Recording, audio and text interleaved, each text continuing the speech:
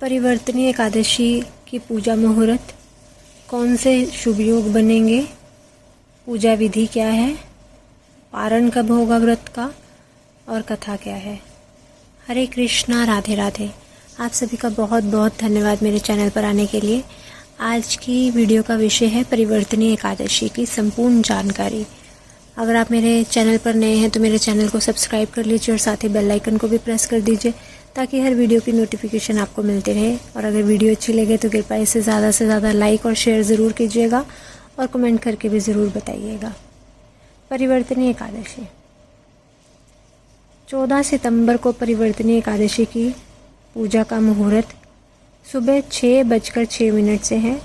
रवि और शोभन योग में आपको भगवान वामन की पूजा कर लेनी चाहिए।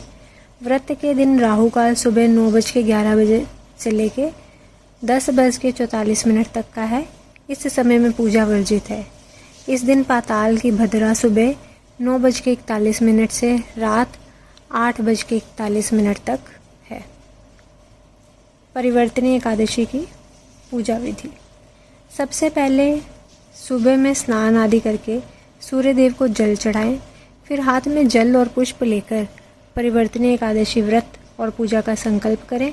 इसके बाद शुभ मुहूर्त में भगवान वामन या श्री हरि विष्णु की मूर्ति या तस्वीर की स्थापना करें और उनको गंगा जल, पंचामृत आदि से स्नान करवाएं। फिर फूल माला, चंदन, पीले वस्त्र या गोपवीत आदि से उनका श्रृंगार करें। इसके बाद पीले फूल, हल्दी, अक्षत, रोली, तुलसी के पत्ते, गुड़, फल, नैवेद्य आदि अर्पित करके पूजा करें। फिर परिवर्तनी एकादशी की व्रत कथा पढ़े। इसमें आपको भगवान वामन के अवतार की कथा पढ़नी है। पारण कब करें? जो लोग परिवर्तनी एकादशी व्रत रखेंगे वे पारण 15 सितंबर रविवार को सुबह में 6:06 से सुबह 8:34 के बीच में कर सकते हैं। इस रात्रि में, परिवर्तनी एकादशी की रात्रि में जागरण करें और हरि नाम संकीर्तन करें जितना ज़्यादा से ज़्यादा हो सके। पौराणिक कथा। युधिष्ठिर कहने लगे कि हे भगवान, भाद्रपद शुक्ल एकादशी का नाम क्या है, इसकी विधि तथा इसका महात्म कृपा करके कहिए। तब भगवान श्री कृष्ण कहने लगे कि इस पुण्य, स्वर्ग और मोक्ष को देने वाली तथा सब पापों का नाश करने वाली उत्तम वामनी एकादशी का महात्म मैं तुमसे कहता हूँ, तुम ध्यानपूर्वक सुनो। यह पदम परिवर्तनी एकादशी जयंती एकादशी भी कहलाती है। इसका यज्ञ करने से, इसका व्रत करने से यह वाजपेय यज्ञ का फल मिलता है। पापियों के पाप नाश करने के लिए इससे बढ़कर कोई उपाय नहीं है। जो मनुष्य इस एकादशी के दिन मेरी यानी वामन रूप की पूजा करता है उससे तीनों लोक पूज्य होते हैं। अतः मोक्ष की इच्छा रखने वाले मनुष्य इस व्रत को अवश्य करें। जो कमल नयन भगवान का कमल से पूजन करते हैं वे अवश्य भगवान के समीप हो जाते हैं। जिसने भाद्रपद शुक्ल एकादशी को व्रत और पूजन किया उसने ब्रह्मा, विष्णु सहित तीनों लोकों का पूजन किया। अर्थात इस एकादशी का व्रत अवश्य करना चाहिए।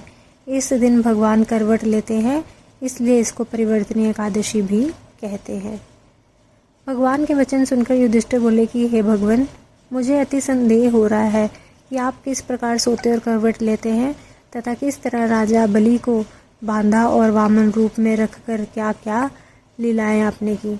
चातुर्मास के व्रत की क्या विधि है तथा आपके शयन करने पर मनुष्य का क्या कर्तव्य है, सो आप मुझसे विस्तार से कहिए। श्री कृष्ण कहने लगे कि हे राजन, अब आप सब पापों को नष्ट करने वाली कथा का श्रवण करें।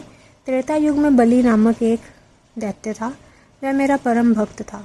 विविध प्रकार के वेद सूक्तों से मेरा पूजन किया करता था और नित्य ही ब्राह्मणों का पूजन तथा यज्ञ के आयोजन करता था। लेकिन इंद्र से द्वेष के कारण उसने इंद्रलोक तथा सभी देवताओं को जीत लिया। इस कारण सभी देवता एकत्रित होकर सोच विचार करके भगवान के पास गए। बृहस्पति सहित इंद्रादिक देवता प्रभु के निकट जाकर और नतमस्तक होकर वेद मंत्रों द्वारा भगवान का पूजन और स्तुति करने लगे। अतः मैंने वामन रूप धारण करके 5वां अवतार लिया और फिर अत्यंत तेजस्वी रूप से राजा बलि को जीत लिया। इतनी कथा सुनकर राजा युधिष्ठिर बोले कि हे जनार्दन, आप ने वामन रूप धारण करके उस महाबली दैत्य को किस प्रकार जीता। श्री कृष्ण कहने लगे कि मैंने वामन रूपधारी ब्रह्मचारी बलि से 3 पग भूमि की याचना करते हुए कहा कि ये मुझको 3 लोक के समान है और हे राजन, यह तुमको अवश्य ही देनी होगी। राजा बलि ने इसे तुच्छ याचना समझकर 3 पग भूमि का संकल्प मुझको दे दिया और मैंने अपने त्रिविक्रम रूप को बढ़ाकर यहाँ तक कि भूलोक में पद, भूवरलोक में जंघा, स्वर्गलोक में कमर, महालोक में पेट, जनलोक में हृदय, यमलोक में कंठ की स्थापना करके सत्यलोक में मुख और उसके ऊपर मस्तक स्थापित किया। सूर्य चंद्रमा आदि सब ग्रह गण, योग नक्षत्र, इंद्रादिक देवता और शेष आदि सब नागगणों ने विविध प्रकार से वेद सूक्तों से प्रार्थना की। तब मैंने राजा बलि का हाथ पकड़ कर कहा कि हे राजन, एक बद से पृथ्वी, दूसरे से स्वर्गलोक पूर्ण हो गया, अब तीसरा पग कहाँ रखूं। तब बलि ने अपना सिर झुका लिया और मैंने अपना पैर उसके मस्तक पर रख दिया, जिससे मेरा वह भक्त पाताल को चला गया। फिर इतनी विनती और नम्रता को देखकर मैंने कहा कि हे बलि, मैं सदैव तुम्हारे निकट ही रहूंगा। विरोचन पुत्र बलि से कहने पर भाद्रपद शुक्ल एकादशी के दिन बलि के आश्रम पर मेरी मूर्ति स्थापित हुई। इसी प्रकार दूसरी क्षीरसागर में शेषनाग के पृष्ठ पर हुई। हे राजन, इस एकादशी को भगवान शयन करते हुए करवट लेते हैं, इसलिए तीनों लोकों के स्वामी भगवान विष्णु का उस दिन पूजन करना चाहिए। इस दिन तांबा, चांदी, चावल और दही का दान करना उचित है। रात्रि को जागरण अवश्य करना चाहिए।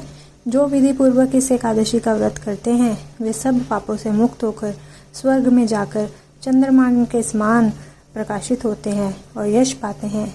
जो पाप नाशक इस कथा को पढ़ते या सुनते हैं उनको 1000 अश्वमेध यज्ञ का फल प्राप्त होता है। अगर आपको वीडियो अच्छी लगे तो कमेंट करके ज़रूर बताइएगा। मिलती हूँ अपनी अगली वीडियो के साथ। तब तक के लिए सभी को हरे कृष्णा, राधे राधे।